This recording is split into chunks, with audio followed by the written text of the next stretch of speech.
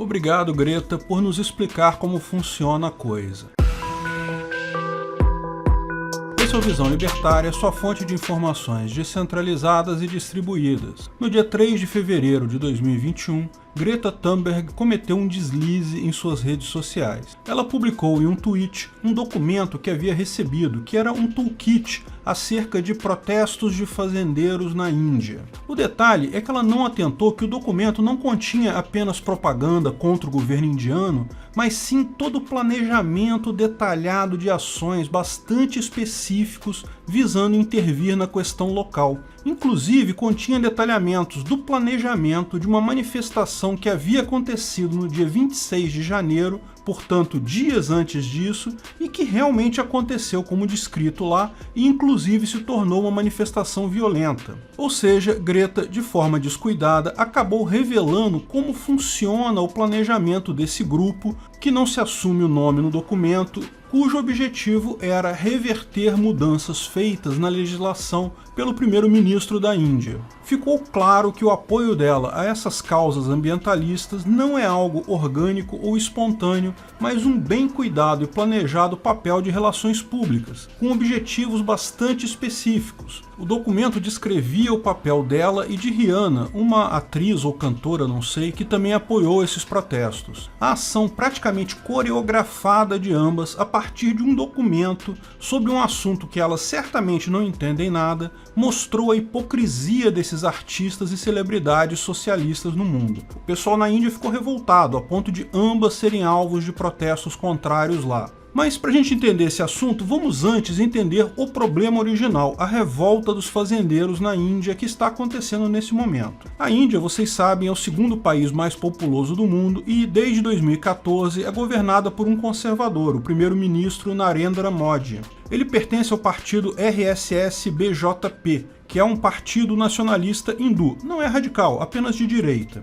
Ele foi reeleito em 2019 e agora conta com muito mais força no parlamento. Ao longo do ano passado, ele conseguiu passar no Congresso 3 leis para fazer uma reforma fundiária no país. Ele quer mudar a forma como a agricultura é feita na Índia, trazendo mais livre mercado, menos regulamentação, mais liberdade.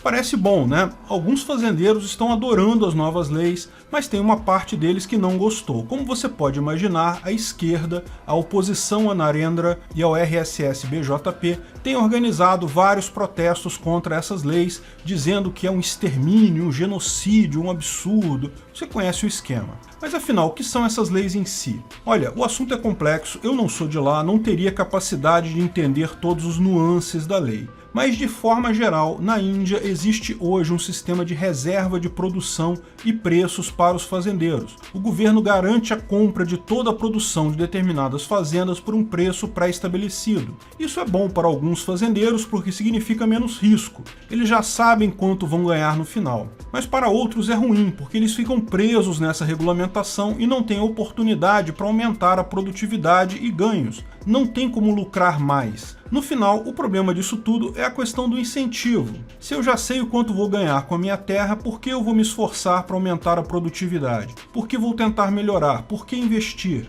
Portanto, a lei acaba privilegiando a baixa produtividade e a inércia. Veja, é preciso cuidado aqui. Eu sei que a atividade de um fazendeiro, principalmente um pequeno fazendeiro, é dura, requer muito trabalho e dedicação. Não estou dizendo que essas pessoas ficam paradas olhando para o ar, mas o fato é que é o incentivo que regula a ação humana no final das contas. Se não há benefício, não há ação. E a estagnação da produtividade nas fazendas indianas é um problema para um país com uma população de mais de 1 bilhão de pessoas que precisam ser alimentadas. A proposta da reforma é justamente modernizar esse setor para aumentar a produtividade.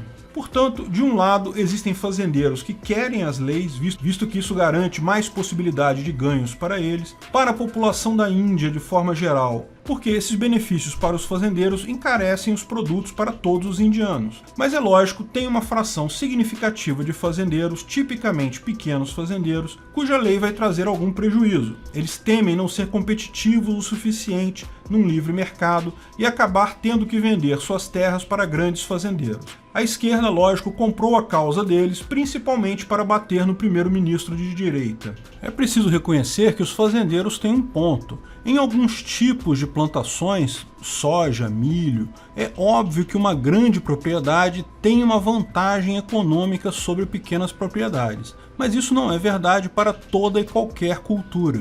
Mas a questão é justamente que isso otimiza a alocação de recursos. Os pequenos proprietários podem focar em culturas que não fazem tanta diferença assim à escala, ou podem vender suas terras, de repente isso é a melhor alocação do recurso. Por isso, o livre mercado sempre resulta em ganhos no final. Pode ser ruim para algumas pessoas, podem obrigar elas a sair de sua zona de conforto, mas a lógica do mercado é inegável. Mais liberdade acaba sendo melhor para todos no final das contas. É curioso que uma das mensagens do documento diz que o mundo deve se levantar e apoiar a democracia da Índia que está morrendo nas mãos do fascista do RSS-BJP.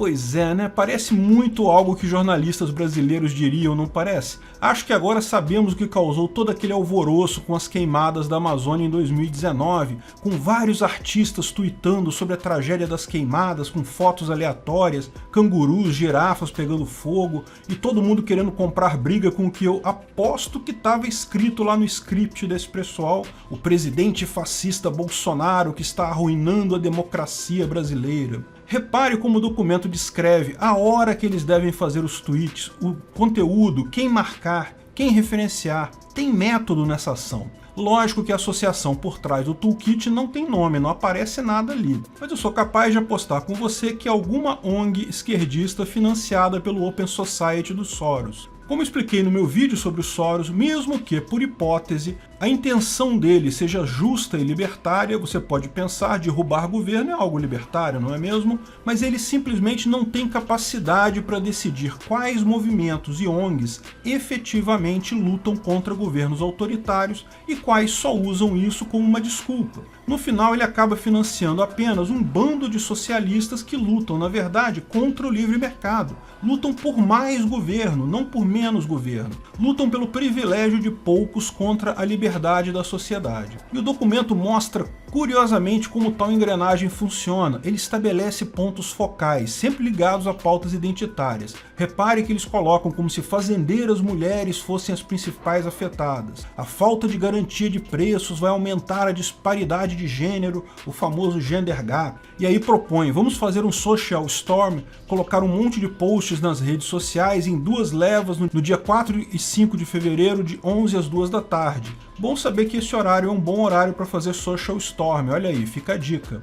Olha que eles visam principalmente os deputados ingleses, ou seja, repare como eles têm um objetivo específico, eles querem sensibilizar deputados ingleses da Inglaterra. A Inglaterra tem muitos laços com a Índia e a ideia certamente é passar alguma coisa no parlamento inglês para prejudicar o governo da Índia. Repara que isso é exatamente o que foi feito no evento das queimadas da Amazônia. Se você reparar, até o horário dos tweets confere. Em seguida, ele estabelece algumas hashtags que devem ser usadas, pessoas que suportam a causa, contas do governo, contas que devem ser pressionadas. Depois coloca várias sugestões de posts e imagens que podem ser usadas nos tweets. Curioso ver como a engrenagem funciona. Tenho certeza que, uma vez que você tenha visto como é que funciona esse script, vai se impressionar muito menos com a próxima grande tentativa desse pessoal. E quero deixar claro aqui que eu sou contra governos de forma geral. Acharia ótimo alguém que financiasse grupos contra governos e a favor da liberdade. Mas o que a gente está vendo aqui são associações que financiam grupos anti-governo a favor da esquerda.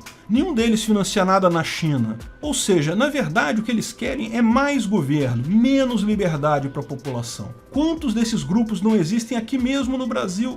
No final, o movimento contra o primeiro-ministro indiano, um conservador, ficou claro e límpido como a água. O ponto dos protestos dos fazendeiros até esfriou depois disso. Greta e Rihanna foram alvos de protestos de muitos indianos por querer se intrometer em algo que elas não fazem nem ideia do que seja, exatamente como o caso das queimadas. A Índia, porém, tem uma vantagem em relação ao Brasil. Devido ao fato de ter sido colonizado pela Inglaterra há muitos anos atrás, muitos lá falam inglês. Os tweets de ambas foram inundados por críticos de indianos normais. Rihanna perguntou nesse Twitter: por que ninguém está falando sobre isso, protesto dos fazendeiros na Índia? E o indiano respondeu: ninguém está falando sobre isso porque eles não são fazendeiros, eles são terroristas que estão tentando dividir a Índia de forma que a China possa pegar e tomar conta de uma nação quebrada e vulnerável, e fazer daqui uma colônia chinesa como é os Estados Unidos. Senta isso à tola, nós não vamos vender nossa nação como vocês, idiotas. Não tenho dúvida que a população brasileira azucrinaria a vida de Leonardo DiCaprio e Macron também, não fosse o obstáculo da língua. Agora, quanto a Greta ser um fantoche, vamos combinar, todos nós já sabíamos disso. Sim, é bacana ver jovens se destacando em qualquer coisa, mas o caso dela, embalado por empréstimos de iates da nobreza europeia, assento quase permanente na ONU, atenção onipresente da mídia mundial, está fora de qualquer razoabilidade. Ela provavelmente é uma garota inteligente, mas pouco além disso. É apenas uma fantoche usada por seus pais para avançar essas causas, talvez as finanças deles. Dá até para entender o erro dela ao postar o script. Ela deve receber vários scripts desse e achou que aquele era só um documento com descrição dos protestos. Não imaginou ser o planejamento completo detalhado deles. Ela é só uma criança, afinal. Pior foi em janeiro de 2020, quando, por uma falha do Facebook, ficamos sabendo que todos os posts da Greta no Facebook eram feitos por seu pai ou por um secretário da ONU. Quem tem página no Facebook sabe como é, você publica algo na página, para o público em geral aparece apenas como uma publicação da página. Mas para quem é administrador da página, aparece como postado por fulano, para um administrador saber que foi postado pelo outro. Quando você puxa o histórico de alterações de um post, um administrador pode ver quem foi que alterou o post, certamente um outro administrador. Por um breve momento no Facebook, devido a um bug, as pessoas que puxavam o histórico de alterações descobriam qual administrador efetivamente havia escrito aquele post, e nenhum dos posts era dela. Será que por causa dessa falha pediram para ela mesma fazer as postagens e, bem, comportando-se como a criança que é, acabou fazendo a postagem errada? De qualquer forma, obrigado, Greta, por nos explicar como a coisa funciona. Obrigado pela audiência. Esse artigo foi sugerido por Carol Miller, escrito e narrado por Peter Turguniev. Esse vídeo foi um oferecimento de armataweb.com, cloud e serviços de data center. 100% de compromisso com a satisfação e privacidade dos clientes. Aceitamos Bitcoin. Veja o link na descrição do vídeo. Se você gostou desse vídeo, clique no like e compartilhe ele em suas redes sociais. Se inscreva no canal para nos ajudar, clicando no botão vermelho abaixo. Se quiser ser avisado de novos vídeos, clique no sininho ao lado. Saiba mais sobre o nosso projeto no site visãolibertaria.com. Lá você pode sugerir novos artigos, escrever artigos, patrocinar e muito mais. Confira visãolibertaria.com. Até a próxima!